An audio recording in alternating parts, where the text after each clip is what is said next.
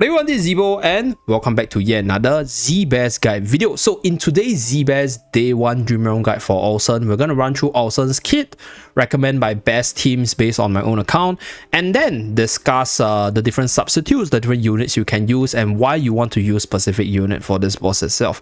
For those of you guys who are new to the channel, watching my Dream Realm guide for the very first time, for my Z-Bears Day 1 guides for the Dream Realm bosses, we usually talk about the boss's kit and then provide our answers to do best damage against the boss. So moving forward in the next few days, as we move through the mid game to the late game, the teams will change, and then we will provide our updated Dream Realm guides for those bosses as well. So stay tuned for that. Okay, do remember to like and subscribe.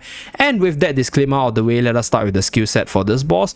So Orson right here, the ultimate skill Piercing Impact, is a skill that allows Orson to throw giant spears to reposition the enemies, which is our teams in battle. So this skill is able to knock back the unit by 1 tile to do damage to them, and if he's in the frenzy status, his spear will knock down all enemies to do even more damage. So frenzy is part of the important skill, which we'll talk about later, but this skill is one of the reasons why Smokey just ain't exactly the best support or the buffer for this boss, because this skill continuously pushes Smokey back to disrupt his channeling, which greatly reduces his efficiency against this boss. So you can definitely still use Smokey if you only have him invested, but comparing to Smokey, Mikola is the better support for this boss, because Mikola is less affected by this ability, so she's able to be more efficient in terms of buffing your team as well as providing for the heals. So that's for the ultimate. The second skill, Impale Strike, causes Orson to leave the nearest enemy with the spear, throws them at the area of the most enemy to do damage, and stunning the lifted target. So if there are other enemies in adjacent tiles, he will do damage to them, otherwise he gains Fury Stack. So in this ability itself, you want to send in melee units so that whenever he leaves a random nearby enemy and then throw it at the floor, he will be able to do the AoE damage. So this is a little bit counterintuitive, because you do not want him to get the second part of the ability, which is him gaining the Fury Stack. So this Fury Stack will cause him to go into Frenzy, which empowers his first skill as well as give him even more haste. So this will be covered later on. So in this case, melee-centric teams or just having units that runs on the front line is quite crucial to ensure that you always have enemies in the adjacent tiles. So that's for the second skill. And then for the third skill, Green Morph Fury is a very basic AoE skill that hits all the enemies on the front line. So this is one reason which might sort of force you to not use a full melee team if he's hitting very hard, but if you're able to survive, it's not that major, right? If you are able to tank through this skill itself and heal back up, then you can obviously run a full melee team with the frontline spell in the future. But right now, because we are still very early into the game, we are still very early into the season, our equipments are building up, our levels are building up, therefore this skill still hits really hard. So for this boss itself, you want to have a hybrid of both melee as well as ranged characters, at least in the earlier stages or the early game right now. So that's why you guys will see a lot of mixed attackers in the team later on. So that's for the third skill. Now, Warrior's Pride is the most important part of his kit. It's a growing skill because it increases with levels and difficulty. So Orson enters a frenzy state with Fury Stack times 5, so he gets into this frenzy if he has 5 stack. So that's why you want to prevent him from stacking from the second skill. And right, this increases his haste by 50, so each stack reduces his damage taken by 10%. So if he has a lot of stack, you're going to do a lot less damage. So the Fury Stack reduces damage as well. So that's one of the reason why you don't want to let him stack his Fury from the second skill.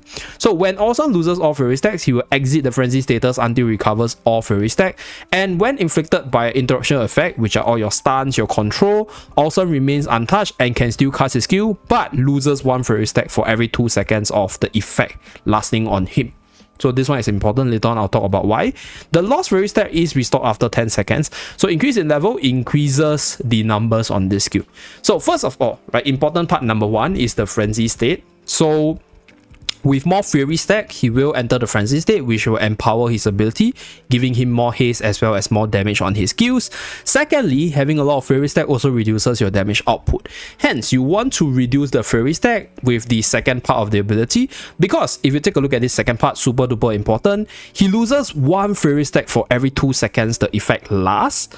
So 2 seconds of control from your team. So this is the reason why you are seeing a whole bunch of Lenya against Orson, and this is the reason why Lenya is insanely good against this boss, because Lenya's wild duo over here, right, as you guys can see, has a stunning effect, which is 2 seconds, which is 1 stack, and Lenya's second skill, Tornado Strike, which is also a skill with the stunning effect, also has a stun of 2 seconds. So just having these 2 skills cycle amongst each other, Lenya is able to remove his Fury stack pretty efficiently. So you want to have units which can control the boss, which can inflict some sort of stun or control for you to reduce the Fury stack. So Lenya is the best because Lenya hits pretty hard in the physical team, very high damage. Later on I'll showcase my team, but Lenya is one of the better units. Another good unit for this boss is Elsa right here, because if you take a look at Elsa's ability, Elsa also has a stun right here, which helps with removing the Fury stack as well. So this removal of Fury stack will give you more damage and reduces the boss chance to enter Frenzy state. So with that in mind, with all the different conditions in mind, let us run through my best team for this boss. So my best team right here is one consisting of Lenya, Reina, Mikola, Kruger, as well as Odie. So Odie, Mikola, as well as Kruger, they have the Mauler faction. Together with Reina, we have a 4+1, quite a bit of stats here. And then, right, Kruger has a physical defense debuff to give our dear Lenya, which is a physical attacker, even more damage. So just now I mentioned that you kind of don't want to have a full melee team yet, because full melee team, yes, does pretty well against this boss if you have the frontliner spell, but because we are still very early into the game, we only have like these 2 artifacts unlocked. So Verdant spell is the better artifact, which I'm using right here to buff up my whole team based on their class. So my secondary carry is Odie. So if you don't have Odie as invested as I do, you can obviously use Lily May as well, because she's also a pretty powerful damage dealer from the range side. And then we are running Mikola because, like I mentioned earlier, Smokey is less efficient against this boss. So what will happen is Lenya will be sent in front by Reina, and then Mikola will run up and then get the ultimate up to buff up both Kruger as well as Lenya to do maximum damage. So I'll showcase my best team, and then I'll talk about some alternative recommendation for this team. Okay. So you guys can see right here, the boss will be using the spike to push back the team to stun the team itself. He'll also be using the lifting ability to lift up one of my units, but that skill is a little bit RNG based, because depending on where the units are positioned, the lift might actually lift Kruger or your supports, which are the best, I'll say, choice, because you kind of want to make sure that Lenya is continuously outputting damage. Another good thing about that ability is because if the boss actually lifts up Mikola and throw Mikola at your team, then her aura will be able to benefit everyone within the AoE itself. So that's one of the interesting interaction for this boss. And if you take a look at this boss itself, Lenya does a pretty good job to remove the Fury stack to prevent the boss from entering Frenzy. So this is one of the reason why Lenya is the best carry for this boss, and this is my best damage team. Okay, so based on whatever I have, 387 mil right here. So this is the damage distribution. So you can obviously use Lily May, like I mentioned. You will get lesser stats, but I think Lily May's damage output in general over time is a lot higher, and I'm pretty sure most of you guys would have a pretty highly invested Lily May, which will give you a lot more damage output and will still give you the 3-2 factional buff nonetheless. So Lily May is a good option. With regards to Kruger, for example, right, Kruger is there for the debuff purpose, but you need not actually use Kruger. Kruger also has the added benefit of being a good frontliner. If you have the EX weapon, as you guys can see, there's a massive shield, so I can put him in the middle to draw aggro for the team. However, right, if you don't have Kruger invested for I don't know what reason, right, because I think some of you guys might have went for Coco and Odie for your wish list, then right, you can also use our dear Lily May for this one to just have triple core to do a lot of damage. So let me find my Lily May. Yeah, Lily May is right here. Okay, so this is what you can do as well. Okay, and then what you want to do is you want to put Mikola in the front and then try to position Lily May as front as possible. So I'll just showcase one battle with this one, and then I will showcase the team by my friend, who is a magical centric variant with Talon as well as Elsa in the team. So this is me without a debuffer with just 3 damage dealers to see whether or not I can achieve the same amount of damage or even better damage. So right here we are losing a little bit of factional bonus, but I think we do have more damage in the tank with Lily May in the team itself. Okay, so right here the boss enters a frenzy state, which is unfortunate, but it's fine. Wait, was that a frenzy state or was that just a simple raw? Okay, chose it at OD. Okay, fine. I think Mikola is still surviving pretty well. Okay, the spike is dealing a lot of damage now, so there is a possibility that my units will start falling because Lily May already start falling, unfortunately. Okay. Okay. Unfortunately, we didn't survive with a full team till the end, but I think 300 million is still pretty decent. So if you don't have Kruger developed, you can go this route, or you can just run Kruger with the low tiers itself, provided your Kruger can survive, because this boss hits pretty hard. So other than Kruger as well as Lenya substitute, right, other than OD substitute, Reina substitute is one thing that I think a lot of people have been asking as well. Can we do one without Reina?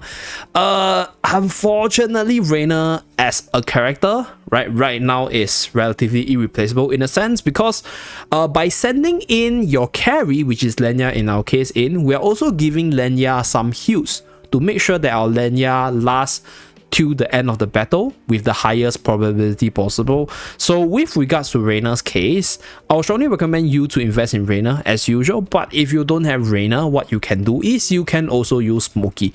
So Smokey might be interrupted by the boss, but Smokey still does a pretty good job with the heal and buffing for the team to keep the sustain. So if you have Mikola and Smokey, you can run this. Let's say if you don't have Smokey invested yet and your Coco is more powerful, you can obviously run Coco, right? The damage reduction, the shielding, as well as a little bit of attack buff is also viable. So you can do this as well, right? If you don't have Reina, but I think Reina is a really powerful unit because of the damage M on the boss. Okay, with regards to OD's case, OD is just a replacement, being the secondary carry for the team. So in this case, I think in the early game, Merrily doesn't hit as hard yet. So unfortunately, with regards to OD slot, it's either Lily May or OD or the both of them together. I don't think the other units are as good. Elsa is okay, but Elsa is more of a debuffer with the stun ability. Although, right, if you have Elsa more developed than OD, then you can run both Elsa and Lenya together as well, so that you can always keep the Fury stack on the boss low. Another magic damage dealer you can consider is Talon, which is the more expensive route.